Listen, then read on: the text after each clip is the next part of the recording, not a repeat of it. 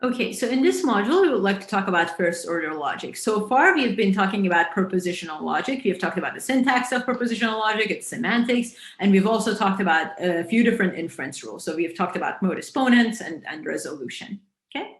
And now we want to extend our logic and make it a little bit fancier, make it a little bit more complicated, and think about first-order logic. So the first question to ask is, why do we even want to do that? Why is propositional logic not enough? Like, if you remember, we talked about resolution, and resolution was taking an exponential amount of time to be solved, and it seemed pretty powerful, right? Like, if you can do that in propositional logic, it seems pretty useful, it seems pretty powerful. So what are some of the limitations of propositional logic?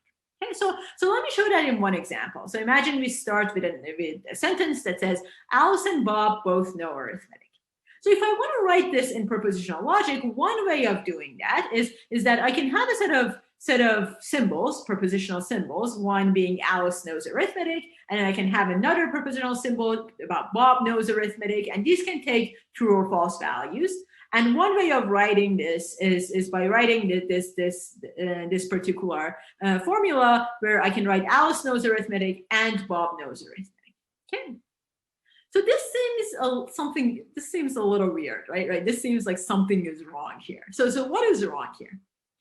So if I try to extend this and write something that's slightly more complicated, this type of writing symbols and ANDing them and so on just doesn't scale. It's not expressive enough. Let's say I write all students know arithmetic. If I'm writing all students know arithmetic, then I'm going to list all student names and then have a single propositional symbol for each of students knowing arithmetic and ANDing that. And that just doesn't scale. If I have a lot of students, if you're in a class like 221, that wouldn't really scale, right? Like, I need to write Alice's student implies Alice knows arithmetic, Bob's student implies Bob knows arithmetic. And each one of these is going to be a symbol that takes like true false by itself, and this is going to blow up fairly quickly.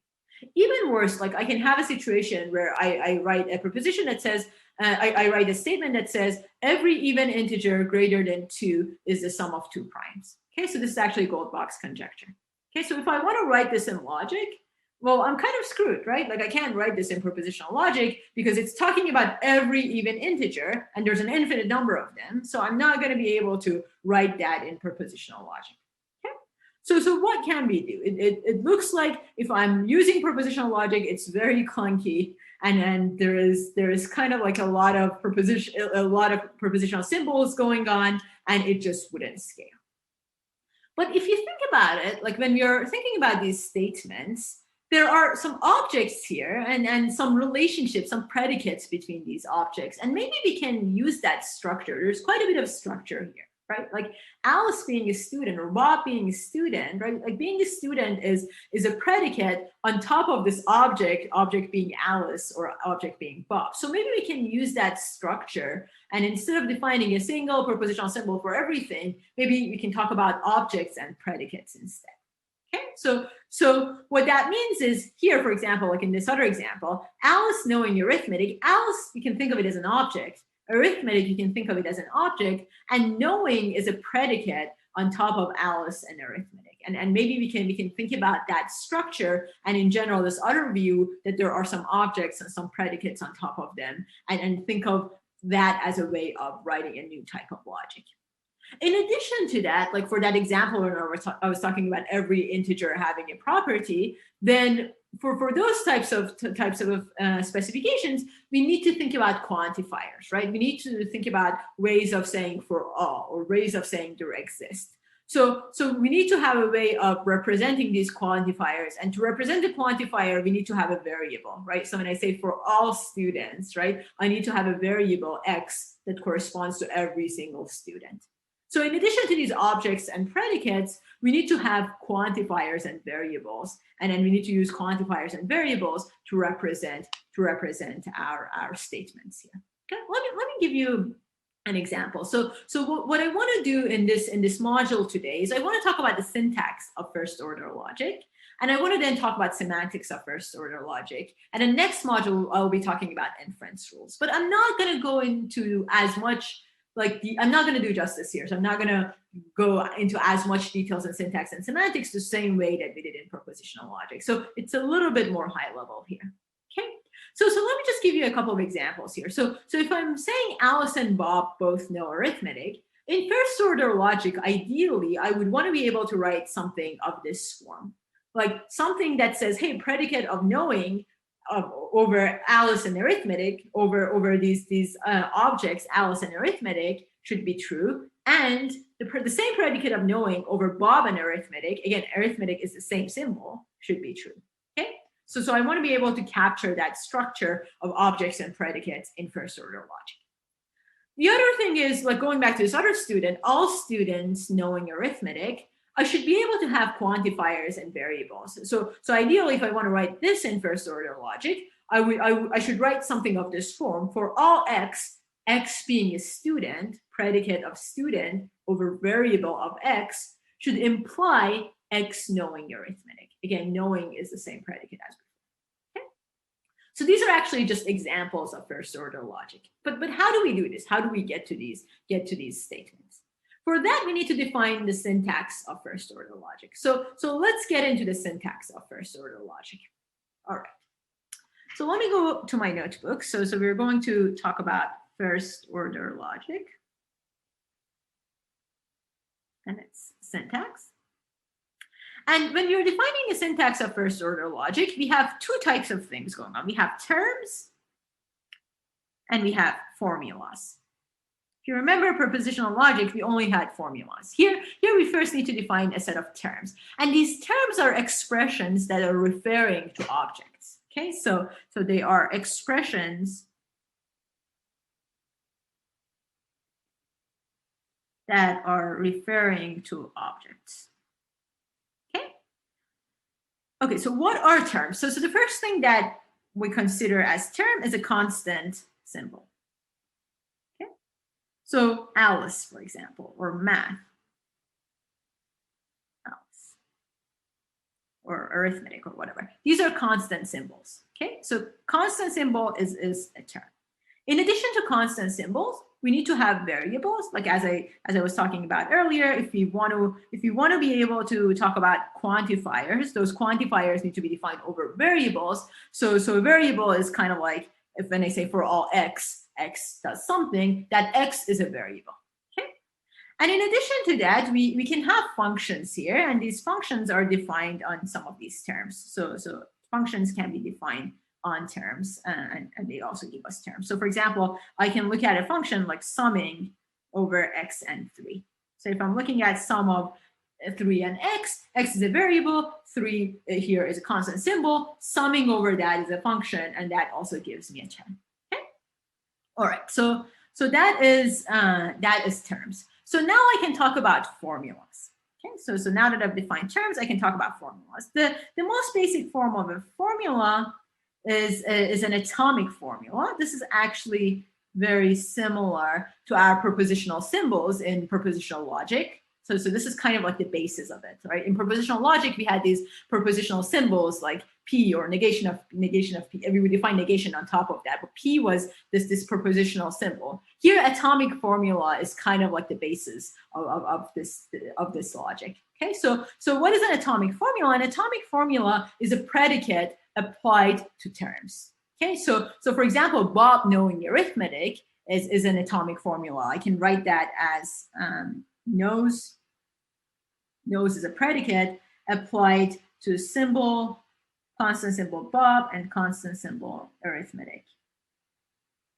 Okay, and this whole thing is an atomic formula.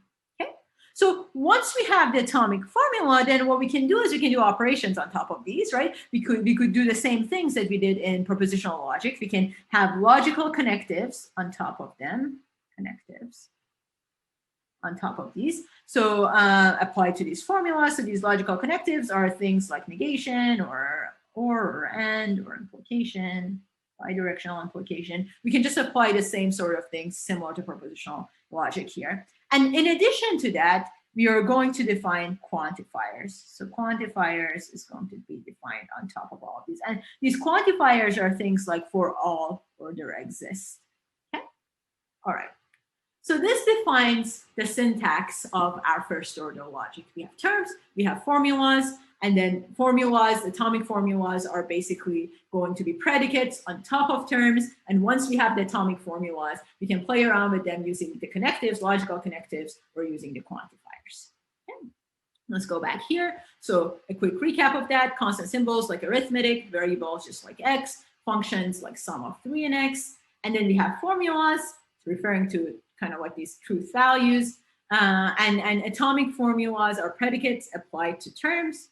Connectives connect them. For example, you might say X is a student implies X knows arithmetic. So this implication is connecting this predicate on top of symbol, on top of the variable, to this predicate on top of the variable and the symbol. And then in addition to that, once we have variables, we can have quantifiers. You can say for all X, if X is student, that implies X knows arithmetic. Okay? All right, so that summarizes the syntax of first order logic. One quick note on quantifiers is, if you think about quantifiers, quantifiers are just slightly more complicated versions of ands and ors. So if you think about the for all quantifier, the universal quantification, you can think of it literally as a conjunction. Okay, so when I say for all x p of x, that's very similar to saying p of a and p of b and p of c and so on. Okay, and this for all is kind of like being treated as ands between all the possible things that this x can take. Okay. Similarly, if you talk about existential quantification, there exists, that is kind of like an or. You can think of it as a disjunction. If I say there exists x p of x, it's very similar to saying p of a or p of b or p of c and so on. Okay. And if I have a finite number of them, then I can actually enumerate all of that. I can actually unroll this and enumerate all of them. Okay, so then if for all and there exists are kind of like and or, then I can apply the Morgan's law. So what that means is if I have a negation outside of one of these quantifiers, if I say negation of for all x px, that is equivalent to saying there exists x negation of px. Why? Because the ands are going to be flipped to become ors. So for all becomes there exists, and the negation becomes inside, just like the Morgan's law applied to ands and ors. Okay? All right. Another point I want to make here is if when we say for all x there exists y, we can't flip the order. Again, just like and and ors, we can't really like flip this order, right? If I say for all x there exists y, so then x knows y, that's pretty different from saying there exists y, such that for all x, x knows y. So we can't like simply flip their orders. Do not do that. Okay, so now that we know the syntax of first order logic, let's talk about how we can start from natural language, and from natural language, how can we write first order logic? So if you think about universal quantification, when we talk about for all, the way that we usually refer to that in natural language is by using the word like every. Okay, so if I say every student knows arithmetic, I would use the for all like quantifier, right? Like I would say for all x, because that corresponds to every student. So is this the right, so it's a question to ask is this the right way of writing this natural language statement? I have every student knows arithmetic. I would write for all x, student, x is student, okay? And then in addition to that, I write x knows arithmetic. But this doesn't actually correspond to this sentence. So there is something a little bit subtle going on here. When you say every student knows arithmetic, basically we are conditioning it, like knowing arithmetic, on being a student. But the statement here is not doing that conditioning. This statement is basically saying everyone is student and everyone knows arithmetic. And then that's not right? Not everyone knows arithmetic. Every student knows arithmetic.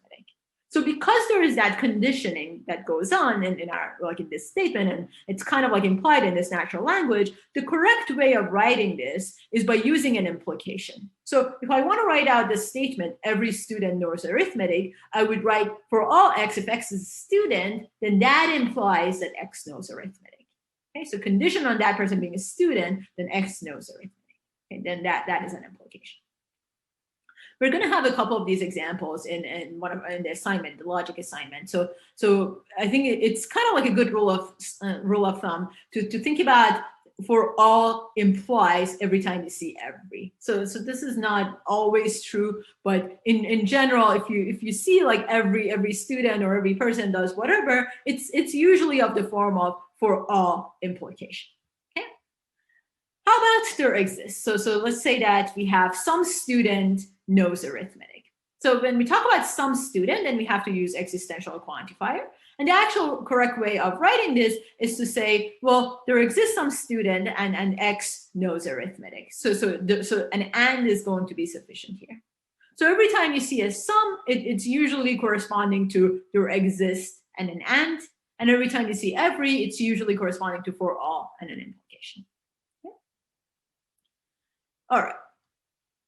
So note that there are different connectives here for all and there exists usually when you start from natural language.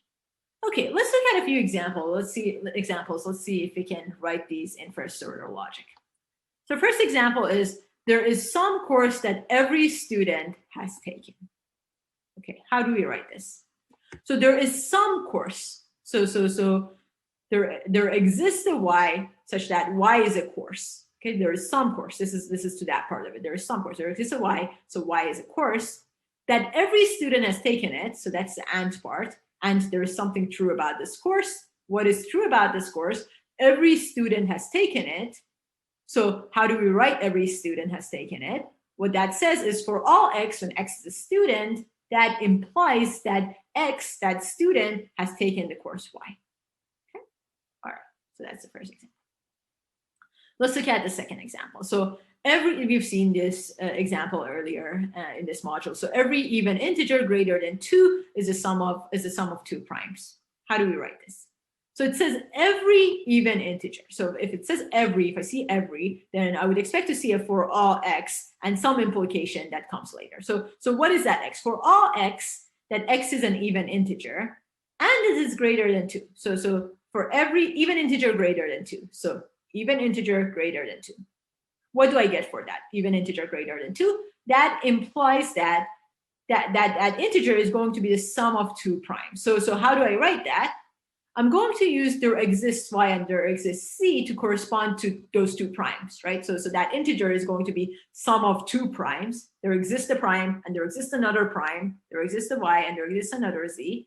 So that I can say sum and y is a prime and z is a prime, and sum of y and z is equal to x, that integer.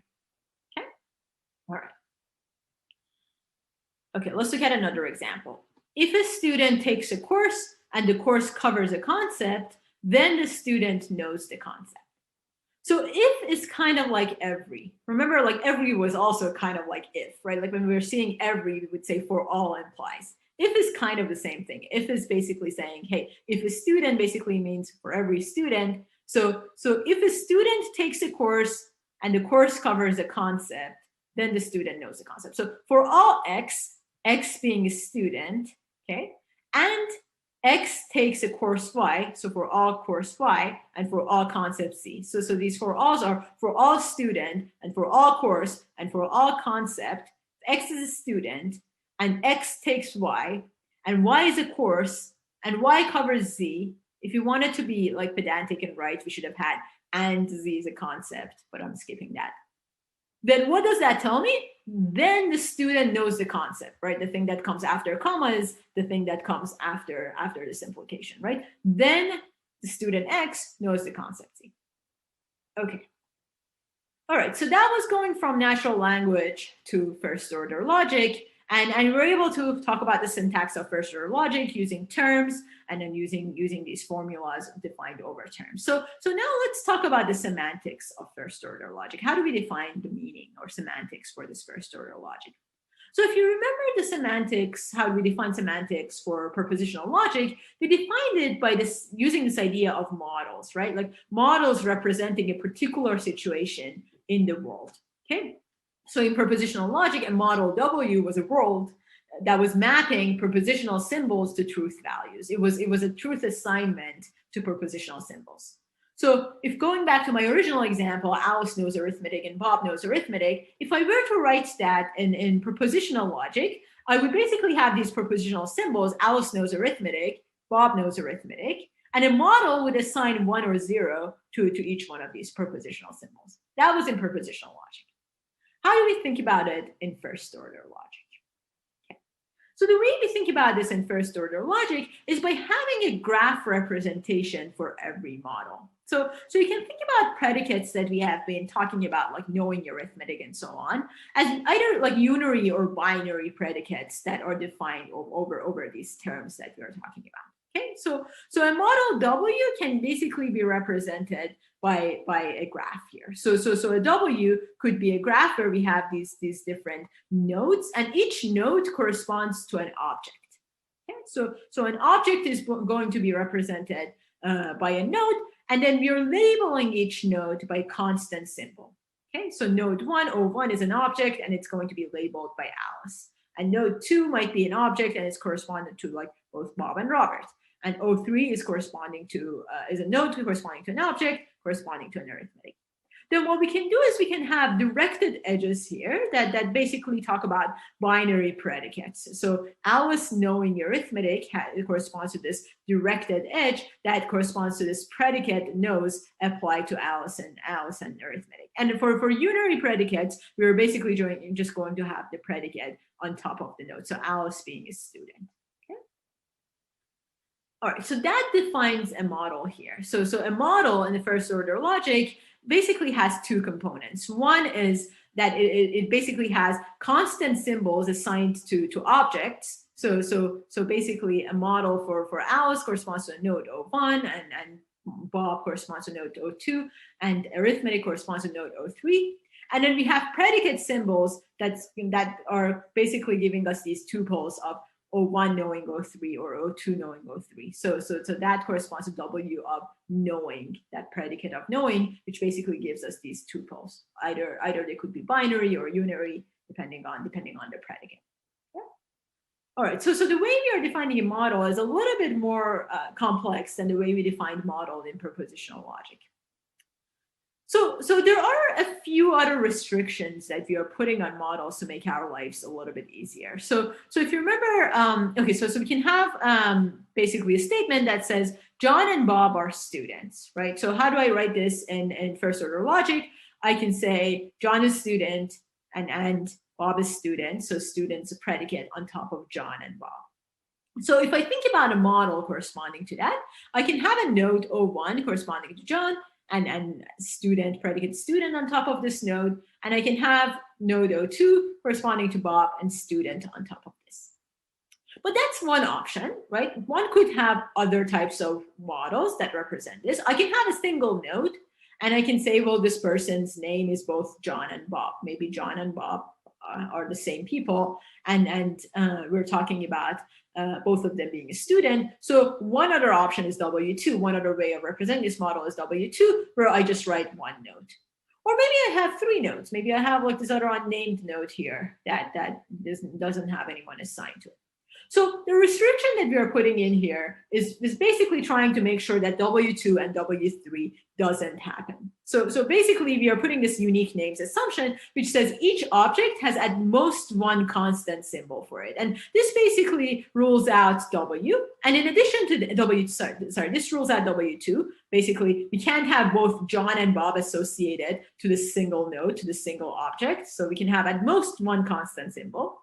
And in addition to that, you're going to have another assumption on domain closure, which basically says each object has at least one constant symbol. So we can't have an object like corresponding to O2 here that doesn't have any symbols assigned to it. So this rules out W3. So this basically ensures that when we have a constant symbol is equivalent to having an object. If I have an object, there is one single constant symbol that is assigned to it. So why am I trying to do this? Like, what would this buy me? So the thing that this buys me, this one-to-one mapping that we have between constant symbols and objects, like using these two assumptions that I've put, allows me to do an operation that's called propositionalization. And what that buys me is actually, it buys me to be able to use inference rules that were in propositional logic. The whole reason I'm doing this is so I can use ideas from propositional logic, like resolution or modus ponens, when it comes to inference. In first order logic, okay?